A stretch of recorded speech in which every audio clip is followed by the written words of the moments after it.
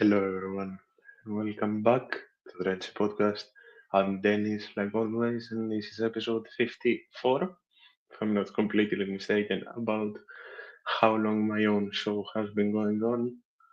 Um, the camera thing, I am thankfully figuring out and sticking with. I think this should be relatively better and lag free. Um, and yeah, today is gonna be more of a short one, more or less. I just want to touch on the game and everything we saw yesterday and talk about the few moves that are seeming to solidify on the transfer front, on the ins, the outs, and the keeps, as it seems. The unexpected keeps after yesterday, but before I start with everything, do follow what the banner that's gonna pop up now says. Everything you need to know regarding the show will always stand down in the description, from the Instagram to Twitter to even the Bluesky to the Spotify and to the Patreon. Feel free to message me about anything and everything you want, to comment on the posts, engage with the stuff, because I not only love it, and this is what I do it for. I do it to give you all a voice aside giving my own voice a platform. Of course, I do it to give you all a platform that doesn't really exist in the Olympiacos world.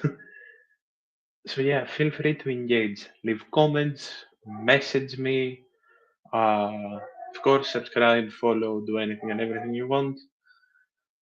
And as always, if you are new, I'm nowhere near a professional. I am a fan doing this because I know that I wanted my voice to be heard, and with the unconditional support you will give me, you are showing me that you all want your voices to be heard through this platform as well. So feel free to just engage and engage and engage about anything and everything. I'm open to talking about anything. So yeah, Patreon wise, I always say it.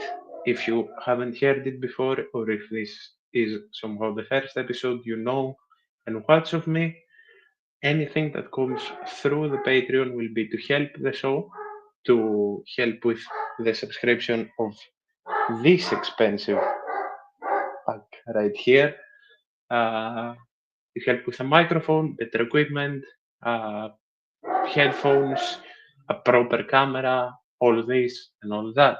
Anything that goes through the Patreon will be to give you guys tenfold content back, at least as much as possible.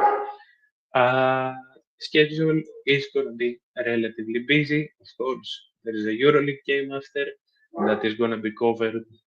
Uh, if all goes well and nothing pops up, the EuroLeague game against Madrid will be covered along with the EuroLeague game against Baskonia tomorrow. Um, there is the second episode of the Red Sea Chronicles coming up very hopefully within the week. Uh, I don't know what day. We had said Thursday. I don't know if it will happen on Thursday due to the Europa League game, of course. Uh, so I will keep you all updated. Also, speaking of the Europa League and Porto, there is a preview coming, a collaborative preview. So keep your eye out for that as well. And of course, the normal shows covering the weekend games of the Super League and all that. Now, moving into the game. Of course, a game, Panathinaikos, Olympiacos, the first leg of the delayed um, quarterfinals of the Greek Cup. Underwhelming. I think is the first word that I can say. Uh, Especially the first half was on the verge of being hard to even watch. Um, Nothing really coming out of the game, especially in the first half. We were not really played out of the park, but both teams were playing god awfully. There was really nothing going on. The only two people that seemed to be taking the game seriously in the first half were Babis Kostulas and uh, Rechos. And honestly, absolutely nothing to say. Of course, the 11 was Paschalakis under the stakes, who is the only keeper that I can think of that made arguably two of the worst plays of his career and arguably the best play of his career in the same exact game. Uh, then it was Ortega down the left, Pirola and Derechos, which is a duo in the back that I would honestly love to see more, especially in the league, especially in games where Carmo has been relatively, well, not really disappointing, but Carmo has been relatively ineffective. I think that's one of the words that can be used. I would love to see Rechos and Pirola play more together. And then down the right, of course, Costinha. The duo of Stamenic and Muzakitis that contradictory to the duo of the center backs. Um, I don't want to say again. As harsh as it may be, I hope that these were Stamenic's last minutes with Olympiacos. I hope that a solution is found for him to be loaned elsewhere. Uh, I never really liked the player. Gav has defended him many times. I've given him props where I honestly thought he deserved some props because no one is awful always. But he's not fit for this team, in my opinion, and he needs to go. Uh, Musa, I'm not gonna stand on that much. I thought he had a relatively underwhelming game, especially with the standards that he's showed us that he can keep, but didn't really do much. As I said, the duo didn't really help. Uh, I hope he keeps his head held high and moves on as he should from the more relatively underwhelming performances. And I hope he's been shielded from all the toxicity in social media, just like Bobby seems to be. Keep Reggio Spirola. I agree. I really love this too, and I didn't expect it to work this well, to be totally honest. Um, then it was Gelson Martins, Chiquinho, and Rodinei. Rodinei, of course, holding the assist for Roman Yaremchuk's goal.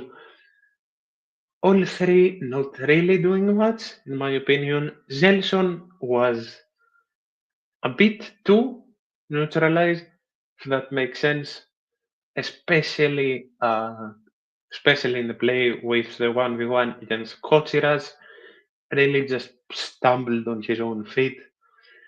And there really has been on a weird streak of form. Like, it's not bad, but it's once again under the standard of what Gelson Martins is as a player. Chiquinho, of course, again, not going to stand on him a lot, having to play out of position all season. He was okay, not great, but okay. And Rodinei is exhausted. I think that's the main thing we can keep from Rodinei. By the way, do tell me if everything is going well with the camera and with the audio. Do tell me if something freezes or not, because this is a relatively new way to record, and it's going to take a bit to get back used to it. So yeah, do keep me updated on if everything is working fine. And as I was saying, Rodinei is exhausted. Rodinei is a player been that's had to play two positions this season. Of course, switching back and forth between right back and right midfielder slash right winger. And he's played great in both of them, and he's played mediocrely up front. There have been two sides of Rodney this season. We mustn't forget when Roddy has been very good and we've gotten results with him up top, down the right. And we mustn't forget when Rodney has been very good back at right back. But of course, there is going to be times and performances where uh, he's been mediocre. And even with a mediocre performance, he managed to grab an assist, even though the credit for me this time doesn't really go to the assist as it usually does with Rodinei, but it goes fully on the scorer. But we'll get to him because there is a long talk regarding this man. Of course, Babis Kostulas up top, one of the few shining lights performance wise for me yesterday in general, even in not shocking, but even in a relatively bad first half. It showed that he took it seriously. He knew the value of winning a derby, and he, as always, proved to each and every one of us that he's born, bred, and deserved to be in Olympiacos. Um, the subs, of course, were Santiese and Ayub El after we conceded, which for me in general, it's one of the few times where I can put some blame on Mendilibar for some choices in this game. Uh, of course, rotating is understandable, but one of the things that I would do is I'd still play Cholagis, uh, even though people will disagree due to the saves that Paschalakis made, but especially in the first half, I think it's safe to say that everyone was wondering why he was on. Not saying that he was horrible because he made up for the two major mistakes, even though one was offside, of course. He made up for the two major mistakes that he did with that absolutely wonderful, wonderful save that he made. But I still think about putting Jolakis on in the second leg, as quote unquote unpopular as that may be. As I was saying, Ese and El Gabi coming in and completely changing the game. Santi Ese just reviving that midfield as he came in, and we saw multiple chances as well as soon as Santi came in. Then, about 10 minutes later, the scorer comes in. Roman Yaremchuk takes Zelson's place in the 73rd. And only 2 minutes later, after a pass from Rodinei, he completely makes Ingerson vanish, sprints around him, and scores between Ludigi's legs. A goal that we haven't seen in a while, a pure, pure striker type goal, and a goal that seemingly saved Yaremchuk's place in the team as it seems, but we'll talk about that more while touching on Betancourt as well, because they seem to be connected. Um, After that, uh, around the 87th, Babis Kostulas gives his place to Christopher Velde, who once again, Christopher got very close to winning us a penalty if El Gabi wasn't offside around the last dying minutes of extra time. I'm pretty sure it may have even been the last major attack of the game. Uh, but as I said, LKB was offside, so that didn't count. But other than that, Velde underwhelming as sadly usual. And Euros Masuras didn't really do much as far as I recall. Of course, it's honors even heading into the Karaskakis when we face Panathinaikos not only once, but twice, uh, both in the cup and in the league. Our schedule goes Atromitos, Porto, Panathinaikos, and if I'm not mistaken, Panathinaikos again, but I may be mistaken on that. Do correct me if the cup game is not that week and it's a week after. Uh, but it's still a very, very tough schedule coming on. And we need people to come in. We need people to come in and not people to go, not specific people to go out, but that's completely different that we'll get into. Do I think we'll do it? Yes. I do think that we will make it to the semi-finals of the cup and face Ike. And I think that given especially how the game is at home, if the fans show up, I think we'll qualify comfortably and avoid last year's disaster. Um, but aside that, it all comes down to the moves that are going to be made moving forward because it's already the 16th of the month and nothing's been done, really. Betancourt has been considered an Olympiacos player, but as reports came out to say from Nikos Kotsis himself as well, it all connects with what Yaremchuk is going to do, really. Um, and as it seems, with reports coming out today, again, take this with a massive grain of salt. It seems like Betancourt will stay at Panathinaikos until the summer and come in and sign a 2-year deal. Then, uh, I don't know. I don't know if it will be a loan deal. I don't know if it's an agreement in principle for the summer. I don't really know, and I wish I did. uh, but all will show whether he comes in now in the summer. What happens with Yaremchuk will show in the coming days. Uh, I don't think it's wise keeping Yaremchuk and leaving Betancourt to come in the summer. I disagree as well.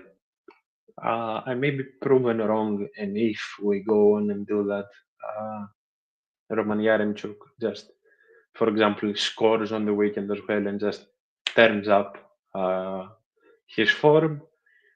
And I hope that if we do decide to keep Yaremchuk, that happens, of course. I've said this many times on this show. I love to be humiliated about my opinions when it comes to me wanting a player to go and then they just turn up at their best. Of course, it's anything to help the team. But if that were to happen, I think that the reason would be that no satisfying offer has come in. That may change with his performance yesterday. But I would guess that if we were to keep Yaremchuk, is because no offer came in and not no satisfying offer came in, and not because it's by choice fully, at least. But again, I can't speak for sure. I can't go on to speak for sure. That's why we'll have to more or less wait and see what's going to happen. Uh, Speaking of Betancourt, though, when he comes in, of course, I'll try to do this with uh, all the players that come in, who and when that is. I'll try to do my research, of course, at the best of my abilities. As I said, nowhere near a professional, and put out uh, some small scouting videos and opinion videos. But I would love to speak on Betancourt for a bit now because it's been a very conflicting topic throughout the Olympiacos fan base, and I've been on the side of liking the guy. I like Betancourt. I like his play style. He's going through the best season of his career. He's top scorer of the league along with El.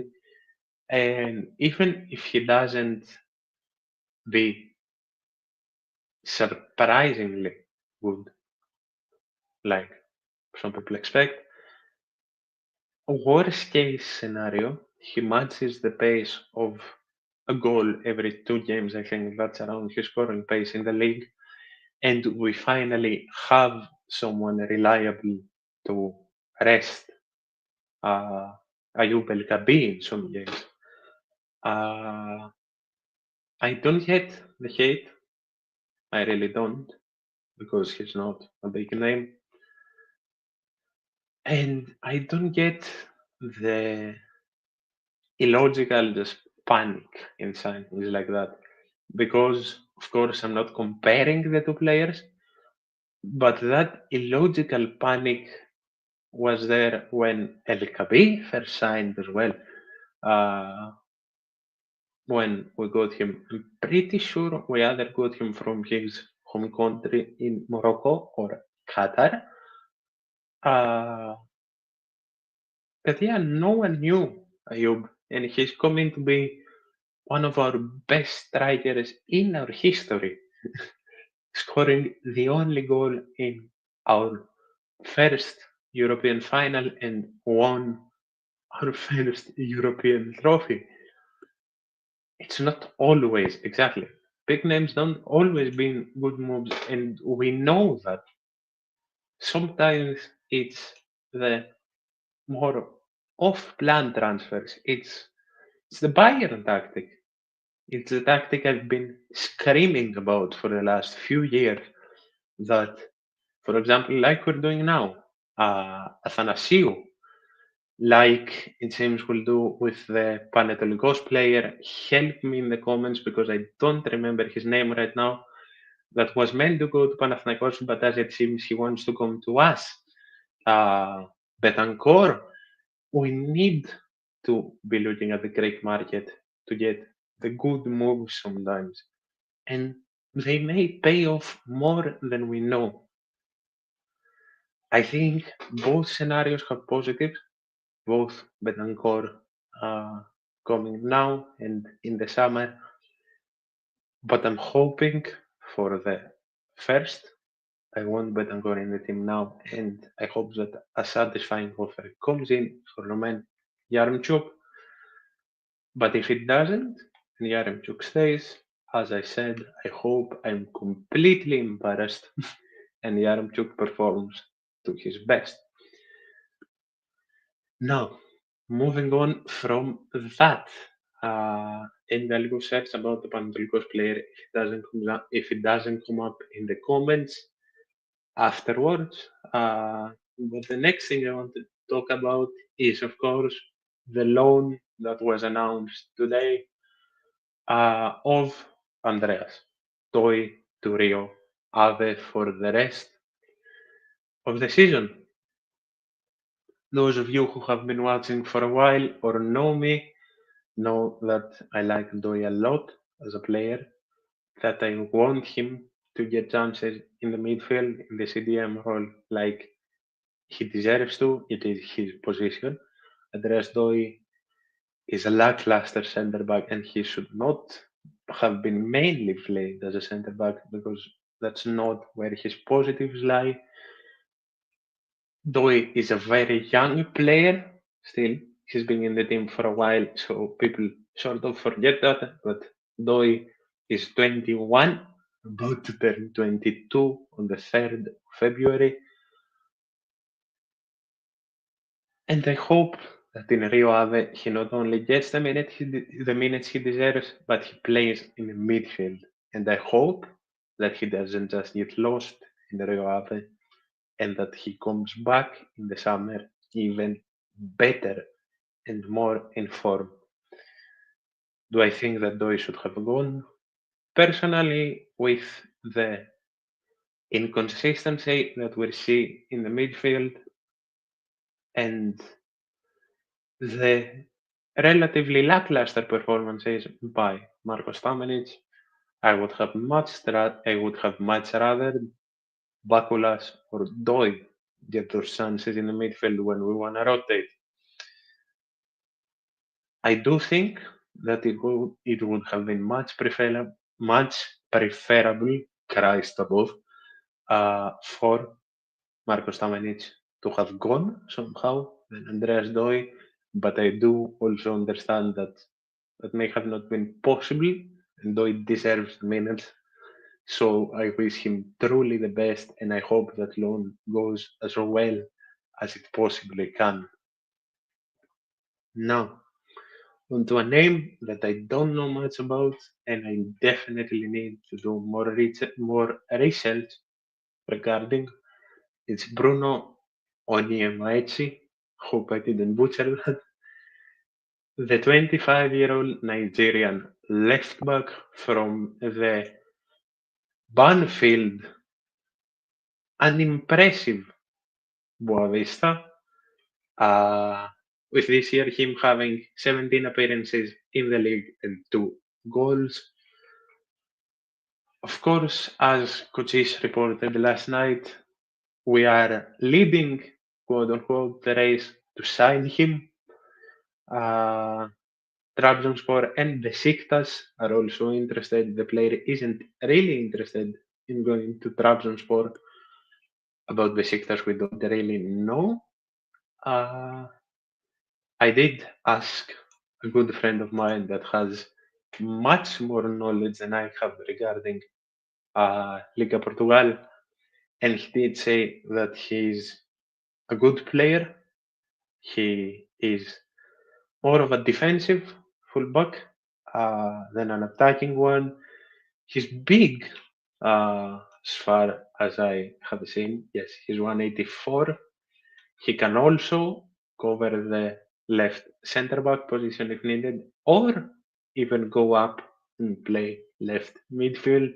His value is around 3 million, but if we were to get him, I'd guess it'd be for cheaper because of how bad stuff is in Boavista right now. And I don't know.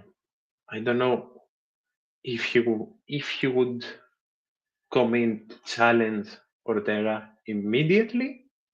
I don't know if he would come in to develop and then try and challenge Ortega and say, as a backup, of course, there is the name of Athanasiou, also that's on loan at Atromitos until the summer. If we get him, I trust the team and the coach, but I really can't form an opinion until I do further research on the player, which I, of course, will if we go on and sign him. Update wise, I didn't have a lot, of course. That's more or less it. Uh, Regarding the left back position, I've said many times that I would have rather uh, Kyriakopoulos, but he is set to go to. He's set to go. I want him, and the player would probably be more interested in going to Ike as we haven't really made any moves per interest. Same for Lykoyannis. I'd have loved either, but both are heavily linked with Ike. And as I said, schedule wise, uh, Atromitos on the weekend, on a weekend where if we play seriously and go and spank Atromitos, we have a humongous chance of pulling away as Ike play Panathinaikos in Oaka and Aris play PAOK in Vikelidis.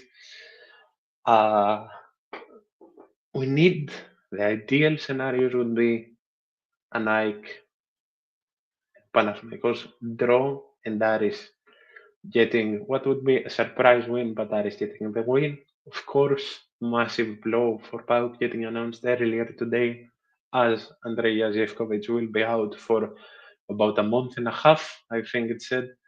So he may even miss the Olympiacos Pauk game. It's a massive chance that we, at the very minimum, need to do the absolute best we can to not waste, at least. Um, then Porto in the Dragao. I hope someone has come in up until then. Uh, and again, the game against Porto has become a must win if we want hopes for the top 8. Can we win that game? I'd say so. I'd say that we can. If we play seriously, we can beat both Porto and Karabakh, and we need to focus on winning that, in my opinion. Getting top 8 would sure be arguably an overachievement with how this season has gone, but it's achievable at that. And we need to try our best. Would I rotate against the Tromitos? Yes, I would, but not enough to risk a draw or God help a loss, because it is an away game as well. It's tricky. It's relatively tricky. Uh, but I'm sure Mendilibar will go on and figure it all out. Mendilibar, of course, having his 50th game in Olympiacos yesterday, and I hope he reaches so much more. I don't even want to say a number because I can't stand here and imagine one of our best coaches of all time going right now. uh, so yeah, hope he reaches many more games with us, winning many trophies, and God knows achieving what miracles as he already has. I think that's about it for today. Uh, enjoy the game later. I'll be reporting on it, of course, on Twitter, more or less. My immediate reactions are on Twitter mainly, but of course, Instagram will have the full time score and my general comments. And I'll see you all tomorrow. Thank you all so incredibly much for all your insane support, to say the least. We'll see you all soon. On to a better and better 2025. Thank you all so much.